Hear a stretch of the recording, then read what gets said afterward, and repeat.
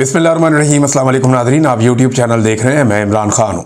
नाज़रीन, जिन चीज़ों का मैंने पिछले वीलॉग में इजहार किया था और कुछ का दबे लफ्ज़ों में किया था, वो अब खुलकर सामने आ गई हैं और चीज़ें बड़ी क्लैरिटी के साथ हो गई हैं। कल जब सहाफ़ियों ने पूछा इस बारे में कि आलिया हमज़ा साहिबा को शामिल क्यों नहीं किया गया, मिर्ज़ा अफरीदी के फार्म हाउस पे जब अली अमीन गंडापुर साहब गए सबको लेकर, तो ये सवाल वहाँ पे उठाया गया कि आलिया हमज़ा साहिबा कहाँ पे हैं। पंजाब की चीफ ऑर्गेनाइज़र वो हैं जिन्हें इमरान खान साहब ने पंजाब की जिम्मेदारी दी है, तो आपने उन्हें इसके अंदर यहाँ पे क्यों नहीं बुलाया।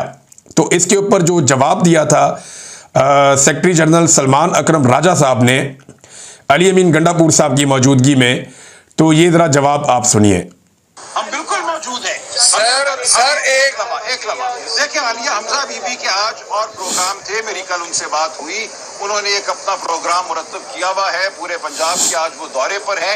मैंने उनसे गुजारिश जरूर की थी कि अगर हो सके तो वो आए, लेकिन वो अहम कामों में मशगूल हैं। ऐसा नहीं है कि वो किसी नाराजगी की वजह से नहीं आई या उनको बुलाया नहीं गया, उनका पहले से एक मुरतब प्रोग्राम था। जी, आपने सुन लिया सलमान अकरम राजा साहब को। वो कह रहे हैं कि आलिया हमज़ा साहिबा को बुलवाया था, वो नहीं आई इसलिए कि उनके कोई और प्रोग्राम चल रहे हैं और वो उनके अंदर मशगूल हैं। अब आलिया हमज़ा साहिबा ने इसका जवाब दिया है और ये उनके ट्विटर हैंडल से ट्वीट आया है।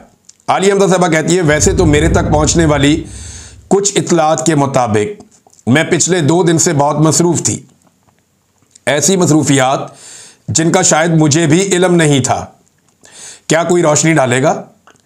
वज़ीर आज़म खान की रिहाई के लिए किस लाया अमल का कल या आज ऐलान हुआ है? तहरीक कहाँ से और कैसे चलेगी? 5 अगस्त के मुकाबले में 90 दिन का प्लान कहाँ से आया? अगर आप में से किसी की नज़र से गुजरा हो तो मेरी भी रहनुमाई कर दें।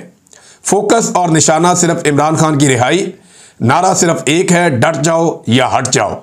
डट जाओ हुसैन के इनकार की तरह। अब आप गौर करें कि पंजाब की क़यादत को पता ही नहीं है और अली अमीन गंडापुर साहब चलते हैं वहाँ से, खैबर पख्तूनख्वा से, सबको लेकर। क्योंकि देखें, अली अमीन गंडापुर के पास इक़्तिदार है, वो एक सूबे के वज़ीर आला है। जब आपके पास इक़्तिदार होता है तो आपके पास इख्तियार भी होता है, सिक्योरिटी भी होती है, बहुत सारी सहूलियात होती हैं, तो आपके लिए आसान होता है लोगों को कंट्रोल करना। तो ऐसा लगता है कि पाकिस्तान तहरीक इंसाफ का कंट्रोल जेल से बाहर इमरान खान साहब के बजाय अब अली अमीन गंडापुर साहब अपने हाथ में ले रहे हैं और फैसले वो अपनी मर्जी से कर रहे हैं। इमरान खान ने कहा कि बजट पेश नहीं होगा, पेश हो गया। उन्होंने कहा पास नहीं होगा, पास हो गया। और उसके बावजूद अली अमीन गंडापुर साहब कहते हैं कि मैं वही करता हूं जो इमरान खान साहब कहते हैं। इमरान खान साहब ने कहा था, मिर्ज़ा अफरीदी पे तहफ़्फ़ुज़ात का इजहार किया था, लेकिन गंडापुर और उनके लोगों ने बताया कि नहीं जी, वो इमरान खान साहब अब मान गए हैं, मिर्ज़ा अफरीदी को हम बनाएंगे सेनेटर।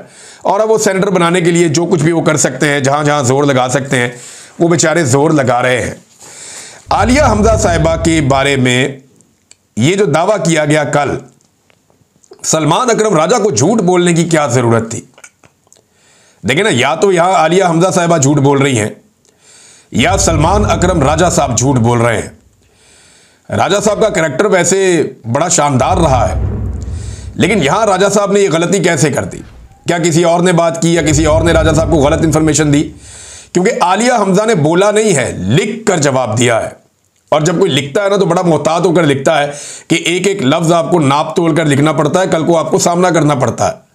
तो आलिया हमज़ा साहिबा तो कह रही है कि मुझे इतला मिली है कि मैं ही मसरूफ़ हूँ और मुझे उस मसरूफियत का इल्म ही नहीं है। अब सलमान अकरम राजा साहब कहते हैं आलिया हमज़ा मसरूफ़ है, आलिया हमज़ा कहती है जी मैं मसरूफ़ हूँ, मुझे पता ही नहीं मैं मसरूफ़ हूँ। और आलिया हमज़ा साहिबा को नहीं बुलाया गया, इस बारे में बहुत सारे लोगों ने सवालात उठाए और ये सवालात जब सामने आए तो इनका ये जवाब दिया गया। अब 90 दिन का जो अली अमीन गंडापुर साहब ने गेम कर दी है, एक्चुअली तो बहुत सारे लोग ये कह रहे हैं कि गंडापुर गेम कर गया। गंडापुर कैसे गेम कर गया? इमरान खान ने मोमेंटम बनाने का कहा था 5 अगस्त से पहले पहले, कि 5 अगस्त से पहले पहले जुलाई के महीने में मोमेंटम बनाओ और 5 अगस्त को हतमी तौर पे एक बड़ा एहतजाज खड़ा कर दो और जो भी करना है उसको 5 अगस्त तक के लिए तैयारी करो और 5 अगस्त को मुकम्मल करो एहतजाज को। इमरान खान साहब के दिमाग में ये था, उनकी बहनों के दिमाग में ये था, आलिया हमज़ा के और पाकिस्तान तहरीक इंसाफ के वर्कर्स के दिमाग में ये था। लेकिन ऐसे में अली अमीन गंडापुर साहब ने एस्टेब्लिशमेंट के लिए एक रास्ता निकाला और उन्होंने 90 दिन की ट्रक की बत्ती दी कि जनाब अब आप 90 दिन तक इंतजार करें, ये तो आने वाला 25 दिन में, 20 दिन में, यानी 20 दिन के बाद 5 अगस्त आ जाएगा, लगभग 20 दिन ही रह गए, 20-21 दिन। तो 5 अगस्त को 20-22 दिन के सारी डेडलाइन को खींच कर अली अमीन गंडापुर साहब ले गए 90 दिन तक। अब इससे ज्यादा सहूलत तो कोई एस्टेब्लिशमेंट को दे नहीं सकता, इससे ज्यादा सहूलत तो कोई फेडरल गवर्नमेंट को दे नहीं सकता जो अली अमीन गंडापुर साहब ने दी है। और आप ये देखें कि जो लोग पंजाब के अंदर एहतजाज करने के लिए निकले, लाहौर में थोड़े बहुत इधर उधर, उनमें से चंद को गिरफ्तार किया गया, लेकिन गंडापुर के काफिले को नहीं छेड़ा गया, इन्हें बिल्कुल परेशान नहीं किया गया। इनके लिए पूरा प्रोटोकॉल था कि ये जाएं मिर्जा अफरीदी के फार्म हाउस तक। ऐसा लगता है कि सारी इंतजामिया जानती थी कि ये लोग इस्लामाबाद से चलेंगे और मिर्जा अफरीदी के फार्म हाउस पे आएंगे। अब गंडापुर साहब ने जो गेम कर दी है 90 दिन की, इस गेम ने इमरान खान साहब के 5 अगस्त वाले बयानिए को पीछे फेंक दिया है। यानी सिंपल तो यही है ना, देखिए इमरान खान कह रहे हैं कि जी 5 अगस्त को निकलना है और 5 अगस्त को आपने फाइनल एहतजाज बड़े पैमाने पे जबरदस्त तरीके से आपने करना है, एक तहरीक खड़ी करो और मोमेंटम बनाओ 5 अगस्त तक के लिए, क्योंकि 2 साल मुकम्मल हो रहे हैं। एक सिंबॉलिक वैल्यू है बहुत बड़ी, सबसे मुश्किल जेल काटी हुई है इमरान खान ने। एस्टेब्लिशमेंट के साथ इमरान खान लड़ रहा है और एस्टेब्लिशमेंट के चहीते लोगों के पास, जो उनके पसंदीदा लोग हैं, उनके पास तहरीक के फैसले किए जा रहे हैं और जो इमरान खान साहब के चुने हुए लोग हैं उस सूबे से उन्हें शामिल ही नहीं किया जा रहा है। ना मजेदार बात, आपको बड़ा इंटरेस्टिंग लगेगा ये सारा कुछ। तो 90 दिन कहां से आए, ये आइडिया कहां से जनरेट हुआ? क्या पाकिस्तान तहरीक इंसाफ ने कहा? क्या तहरीक इंसाफ के एमएनएस ने कहा? क्या सेनेटर्स ने कहा? क्या पार्लिमानी कमेटी ने कहा? क्या किसी सियासी कमेटी ने यह फैसला किया कि 90 दिन तक इंतजार किया जाएगा इमरान खान साहब की रिहाई के लिए, अब तहरीक को लंबा खींचना है? 90 दिन के बाद, मैं आपको पहले बता रहा हूं, अली अमीन गंडापुर के बाद 10 और बहाने होंगे। वो ये कहेंगे फला बंदे ने ये स्टेटमेंट दिया और ये हरकत की जिसकी वजह से एस्टेब्लिशमेंट को गुस्सा आ गया, काम बन गया था, दोबारा इमरान खान जेल में। मैंने पिछले व्लॉग में आपको बताया, ये बात दोहराने की जरूरत नहीं है कि 90 दिन के बाद इनके पास 90 नए बहाने होंगे कि अगले 90 दिन या 6 महीने कैसे हासिल किए जाएं, और इसी तरह ये इमरान खान को जेल में रखने में कामयाब रहेंगे। तो आलिया हमजा साहिबा ने झूठा साबित किया, अली अमीन गंडापुर, सलमान अकरम राजा और जो दीगर लोग वहां पे मौजूद थे, उन्होंने जो दावा किया आलिया हमजा के हवाले से, उन्होंने झूठा साबित किया या करार दिया। अब गंडापुर साहब फंस गए लाहौर आके। इनसे कुछ सहाफियों ने सवालात किए, जिनमें खास तौर पे अनस गोंदल साहब ने बड़े सख्त सवालात किए और हमारे एक हमजा भट्टी साहब हैं, उन्होंने भी बड़े सख्त सवालात किए और जायज सवालात हैं। यानी अनस गोंदल साहब ने पूछा कि गंडापुर साहब आप दोबारा कारकुनों को छोड़कर भाग तो नहीं जाएंगे अगर कारकुन आपके साथ आएंगे तो गंडापुर साहब ने वहां पे गलत बयानी कर दी कि डी चौक में खड़ा हुआ आखिरी आदमी मैं था। एक तो गंडापुर साहब, आप कभी भी आज तक डी चौक नहीं गए, ना आप डी चौक गए अक्टूबर में, ना आप डी चौक गए नवंबर में, आप कभी भी डी चौक तक पहुंचे नहीं। आप डी चौक से बहुत दूर थे। कारकुन डी चौक में पहुंचे, दोपहर को पहुंचे, आप रात तक डी चौक नहीं पहुंचे, बल्कि आप गाड़ियां खड़ी करके बहुत दूर इस्लामाबाद की एंट्री पे काफिला रोककर वहां पे मौजूद रहे। आप डी चौक तक नहीं पहुंचे, नंबर 1। नंबर 2, जब आप डी चौक से जा रहे थे तो लोग आपकी गाड़ियों को मार रहे थे और लोग नारे लगा रहे थे कि ये हमें छोड़कर क्यों भाग रहा है, ये हमें छोड़कर क्यों जा रहा है। इसकी वीडियोस मौजूद हैं और बड़ी वायलेंट वीडियोस मौजूद हैं कि लोग गालियां दे रहे हैं, पीछे भाग रहे हैं, गाड़ियों को मार रहे हैं कि क्यों हमें छोड़कर तुम भाग रहे हो। आपके जाने के बाद वहां लोगों ने वीडियोस बनाई हैं कि गंडापुर हमें छोड़कर भाग गया। वीडियोस मौजूद हैं, आप सोशल मीडिया पर निकाल कर देख लें। कारकुनों को गोलियां लग रही थी, कारकुन जख्मी पड़े हुए थे। बजाय अपने कारकुन जिन्हें गोलियां लगी हैं उनकी लाशें उठाने के, बजाय अपने कारकुन जो जख्मी हुए थे उन्हें उठाने के, आपने बुशरा बीबी को किस चीज से बचाया? गिरफ्तारी से बचाया। थोड़े दिन बाद तो वो गिरफ्तार हो गई। अगर गिरफ्तारी से बचाना था तो फिर बचा लेते गिरफ्तारी से। थोड़े दिन बाद तो वो गिरफ्तार हो ही गई। किस चीज से बचाया आपने? गंडापुर साहब आप वहां से भागे थे, ये सब जानते हैं। अब ये सवाल जब अनस ने किया तो बजाय इसका जवाब देने के, इसका सामना करने के, अनस गोंदल पे चढ़ाई कर दी। उसे कहना शुरू कर दिया तुम किसी के कहने पे सवाल कर रहे हो। ये वही अनस गोंदल है जिसने नून लीग से भी बड़े मुश्किल सवालात और सख्त सवालात किए हैं। ये वही अनस गोंदल है जिसने आपकी जमात से और सारी जमातों से मुश्किल सवालात किए हैं। तो आज ये बुरा हो गया, जब ये उधर जाके सवाल करता है तो ये अच्छा होता है, जब इधर सवाल करता है तो बुरा हो जाता है। आप टारगेट करेंगे इसको। गंडापुर साहब ये ज्यादती है। आप सहाफियों को दीवार के साथ नहीं लगा सकते। हमजा भट्टी, इन्होंने पूछा मिर्जा अफरीदी के घर आप क्या लेने गए, वहां आप क्यों गए, जब आप इस्लामाबाद से चले और मिर्जा अफरीदी के घर आप गए, क्यों गए? भाई एक सवाल है सहाफी का, आप बता देते कि हम इसलिए गए कि वो हमारी पार्टी का बंदा है, या हमें बड़ा पसंद है, या उसके पास पैसे हैं, या उसका फार्म हाउस बड़ा है, या हमें वहां सिक्योरिटी मिल रही थी, या हम वहां पे ज्यादा मुतमईन थे, या वो ज्यादा पैसे खर्च कर रहा था। कोई एक बात तो आप कह देते ना। सहाफी ने आपसे सवाल किया कि आप मिर्जा अफरीदी के घर क्यों गए, ये सवाल पूछा था। उसका जवाब पता क्या दिया गंडापुर साहब ने? आप जबान चेक करें तो और हम आपके घर आ जाते। वैसे कितनी बेशर्मी और ढिठाई है कि एक वजीर आला के ओहदे के ऊपर बैठाया हुआ शख्स, जिससे ये तवक्को की जाती है कि वो अपनी जबान का सही इस्तेमाल करेगा, वो ऐसी घटिया और गंदी जुबान इस्तेमाल कर रहा है। इसका मतलब भी समझते हो कि तुम्हारे घर आ जाते और हम। हद हो गई यार। वैसे इंसान को बोलने की तमीज होनी चाहिए। आप लाहौर में मेहमान आए और लाहौर के लोग आपसे जब सवाल कर रहे हैं, और सहाफी का काम है सवाल करना, आप चढ़ाई कर देते हैं सहाफियों के ऊपर, आप बदतमीजी शुरू कर देते हैं। ये नहीं, जो चीजें हम मरियम नवाज को करते हुए देख रहे थे, जो चीजें हम ये इनको करते हुए देख रहे थे दूसरी जमातों को, वही चीजें अब गंडापुर ने करना शुरू कर दी हैं। भाई आपके पास जवाब नहीं, आप नो कमेंट कह देंगे, आप कहें मैंने प्रेस कॉन्फ्रेंस ही नहीं करनी। 90 दिन की कहानी दोबारा आप कौम को एक नई सुनाई गई है गंडापुर की जानिब से, और लोग ये कह रहे हैं कि गंडापुर गेम कर गया। एक और चीज नाजरीन मैं आपके सामने रखता हूं कि मिर्जा अफरीदी जो है, इसके बारे में सोशल मीडिया पे बड़ा सख्त रिएक्शन आ रहा है। इस वक्त एक तस्वीर गर्दिश कर रही है सोशल मीडिया पे, जिसमें लगभग कोई 9-10 तस्वीरें हैं मिर्जा अफरीदी की। जिस वक्त इमरान खान साहब को जेल हो रही थी, इमरान खान साहब बड़ी तकलीफ में थे, पीटीआई को मार पड़ रही थी, उस वक्त मिर्जा अफरीदी कहां कहां घूम रहा था। ये उनके जनाब वर्ल्ड टूर टाइप की एक जबरदस्त किस्म की तस्वीरों की एक एल्बम है जो उनके अपने अकाउंट से शेयर की गई थी, और उस एल्बम को अब पाकिस्तान तहरीक इंसाफ के अकाउंट्स लगा रहे हैं कि हमारे मुश्किल वक्त में जब हम मारे खा रहे थे, जब हमारे लीडर पे टॉर्चर हो रहा था, जब हम सारे भागे हुए थे और तकालीफ में थे, उस वक्त मिर्जा अफरीदी अपनी लाइफ को एंजॉय कर रहा था। इसमें दिखाते हैं कि मिर्जा अफरीदी जो है ये बतौर डिप्टी चेयरमैन सेनेट चाइना के दौरे पर गए, और तारीख थी 30 मई 2023। अच्छा जी, ये 9 मई के बाद जब बड़ी मुश्किलात पैदा हुई पाकिस्तान तहरीक इंसाफ पर, क्रैकडाउन चल रहा था, ये चाइना के दौरे पर थे। फिर 7 अगस्त 2023 को ये एक और दौरा कर रहे थे गैर मुल्की, वो भी नजर आया। 10 अक्टूबर 2023 को एक और गैर मुल्की दौरा, वो भी नजर आया। फिर इसके बाद कुछ और मुल्कों में बड़े ज़बरदस्त कैप्शंस के साथ ये बता रहे हैं कौन सी जैकेट पहनी हुई है और किस तरीके से घूम रहे हैं ठंडे मुल्कों में, कमाल करते हैं। वैसे ये 7 जनवरी की एक और फुटेज है, फिर 2 जुलाई की एक और है, 19 जनवरी की एक और है। तो कमाल वैसे वर्ल्ड टूर किया है मिर्जा अफरीदी ने उस बीच में, जब इमरान खान साहब जेल की यात्रा पे हैं, सारी पार्टी जो है वो डंडे सोटे खा रही है, इधर तहरीकें चल रही हैं, मिर्जा अफरीदी साहब वर्ल्ड टूर लगा रहे हैं, एंजॉय कर रहे हैं। और जैसे ही इलेक्शन का टाइम आया सेनेट का, तो जनाब अपने पैसे के बलबूते पर वो सेनेटर बनने के लिए मैदान में आ जाते हैं। पैसा बहुत ज्यादा है ना, और ये पाकिस्तान तहरीक इंसाफ में बात ज़बान ज़दे आम है। बहुत सारे लोग ये बात करते हैं और फैलाते हैं और ये बात कहते हैं कि मिर्जा अफरीदी ने कोई फंडिंग दी हुई है, और ये भी कहा जाता है कि ये शिबली फराज साहब की तरफ दी गई है और उनको हैंड ओवर की थी, और ये करोड़ों में पैसे, कोई 12 करोड़ कहता है, कोई 40 करोड़ कहता है। ये तो मिर्जा साहब ही कंफर्म कर सकते हैं कि उन्होंने कितना चंदा दिया है, और वो पैसा कहते हैं जी कि इमरान खान के केसों पर हमने खर्च किया है।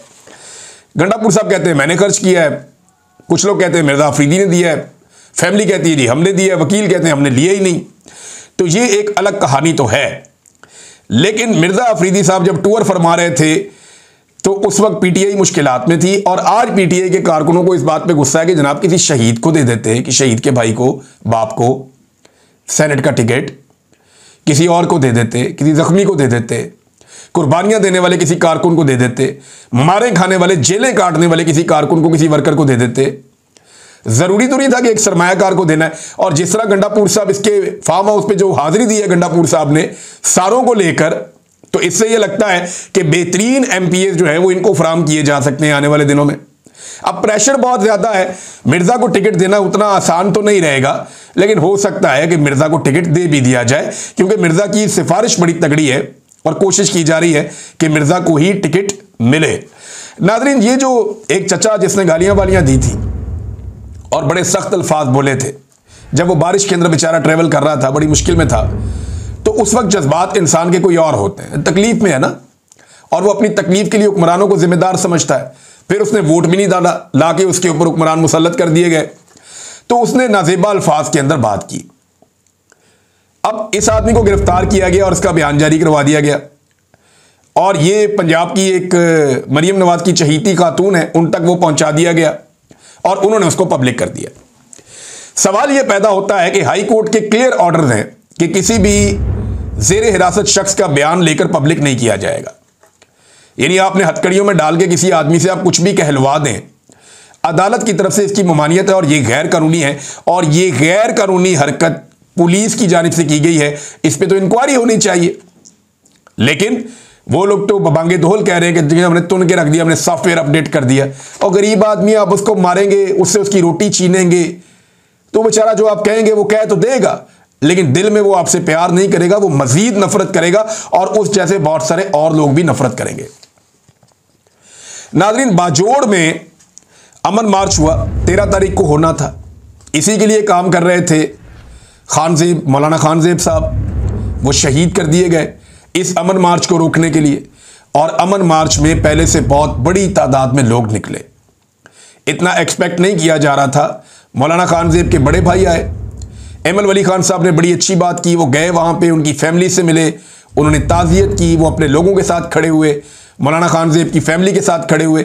और ये बहुत ज़रूरी है, जहाँ पे कोई जुल्म जबर हो, जहाँ पे कोई कत्ल किया जाए, जहाँ पे रियासत इंसानों को बचाने में नाकाम रहे, जहाँ पे लोग रियासत से शिकायत कर रहे हो और वो सड़कों पे मारे जाएं, वहाँ पे उनकी क़यादत को उनके साथ जाकर खड़े होना चाहिए। ये अच्छा कदम उठाया एमएल वली खान ने, हालांकि मैं उनका नाक़िद हूं बहुत सारे हवालों से, लेकिन ये उन्होंने बहुत अच्छा काम किया। अब जो अमन मार्च हुआ, वहां पे लोग बहुत बड़ी तादाद में इकट्ठे हुए, बहुत बड़ी तादाद में, और उनके मुतालबा क्या था, वो नारे मैं आपको यहां सुनवा भी नहीं सकता। उनके सारे शिकवे मिलिट्री एस्टेब्लिशमेंट से थे, वो पाकिस्तान की मिलिट्री एस्टेब्लिशमेंट के खिलाफ नारे लगा रहे थे, और उन्होंने वो नारे लगाए जो हम सुनना नहीं चाहते, उन्होंने वो नारे लगाए जो हम नहीं चाहते कि पाकिस्तान में लगे। लेकिन रियासत पाकिस्तान लगातार अपने आप को एक गड्ढे में फेंकती चली जा रही है, और एक के बाद एक नए ऑपरेशन से किसी किस्म की कोई कामयाबी आज तक हासिल नहीं हुई। तो पश्तून कौम या कबायली हमारे जो दोस्त हैं, भाई हैं, वो सारे इस बात के ऊपर आमादा हैं और इस बात पर तुले हुए हैं कि किसी भी सूरत में वो एक और ऑपरेशन खैबर पख्तूनख्वा में नहीं होने देंगे, स्पेशली कबायली इलाकों में। फजल रहमान साहब ने पैंतरा बदल लिया है, वो ये कहते हैं जी जो फाटा के इलाकों का इंतजाम हुआ है ना, ये वापस होना चाहिए, क्योंकि इस वक्त एस्टेब्लिशमेंट की सबसे बड़ी ख्वाहिश और ज़रूरत वो यही है, क्योंकि मादनियात ज़्यादातर जो हैं वो उन इलाकों में हैं जो फाटा के इलाके हैं। मादनियात में वफाक को कंट्रोल चाहिए, और फजल रहमान साहब को खैबर पख्तूनख्वा पे कंट्रोल चाहिए, लिहाजा फजल रहमान साहब को खैबर पख्तूनख्वा दिया जाएगा, और मादनियात जो है वो वफाकी हुकूमत ले जाएगी, और उनके जरिए से गैर मुल्की आका जो हैं वो मादनियात तक रसाई हासिल करेंगे, और पाकिस्तान की मिलिट्री एस्टेब्लिशमेंट ये काम करवा रही है। तो फजल रहमान साहब हमेशा एस्टेब्लिशमेंट की तरफ से खेलते हैं, और अभी भी वो एस्टेब्लिशमेंट की तरफ से ही खेल रहे हैं। एक और चीज नाज़रीन, ये एक बयान जो है वो वायरल किया गया, लेकिन ये झूठा बयान है। ये कुछ हुकूमती सहाफ़ियों ने और कुछ लोगों ने जाली एक स्क्रीनशॉट बनाया, और उसमें ईमान मज़ारी साहिबा, सब लोग आप जानते हैं उन्हें, बड़ी शानदार वकील हैं, ह्यूमन राइट्स के लिए आवाज़ उठाती हैं, हम सबके दिलों में उनके लिए कदर है। तो वो उनके बारे में एक झूठा बयान फैलाया गया कि मैं बीएलए के हाथों मरने वाले पंजाबियों को शहीद नहीं समझती। ये झूठा बयान उनके बारे में या उनके हवाले से फैलाया गया। इस पे जनाब ईमान मज़ारी साहिबा क्या लिखती है, बहुत ज़रूरी है बताना कि किसी की जान को ख़तरे में नहीं डालना चाहिए। आप इस किस्म के मुतासब बयानात फैलाकर आप एक निहत्ती खातून की जान को ख़तरे में डाल रहे हैं। आप चाहते क्या हैं? आप आग लगाना चाहते हैं मुल्क में? अगर कोई आवाज़ें ह्यूमन राइट्स के लिए उठने वाली बाकी बची हैं तो उन आवाज़ों को भी कुचलना चाहते हैं। इन्हीं चीज़ों का माजी में बहुत सारे लोगों ने सामना किया है।